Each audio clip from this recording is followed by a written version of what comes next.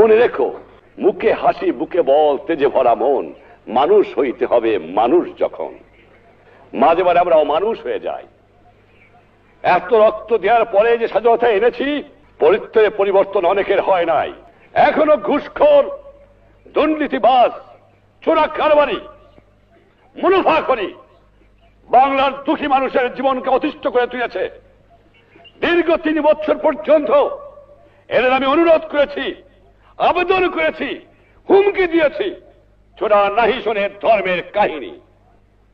কিন্তু আর না, বাংলার মানুষের জন্য জীবনের যৌবন আমি কারাগারে কাটিয়ে দিয়েছি।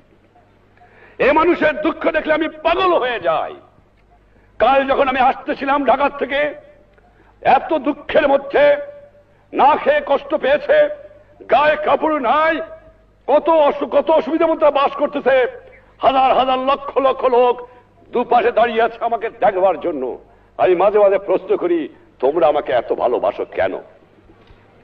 কিন্তু যেই দুঃখী মানুষ দিন ভরে পরিশ্রম করে, তাদের গায়ে কাপড় নাই, যাদের পেটে খাবার নাই, তাদের বাসস্থানে বন্দোবস্ত নাই, লক্ষ লক্ষ বেকার, পাকিস্তানিরা সর্বস্ব লুট করে নিয়ে গেছে, কাগজ ছাড়া আমার কাছে জন্য কিছু রেখে যায় নাই, বিদেশ থেকে ভিক্ষা করে আমাকে আনতে হয়।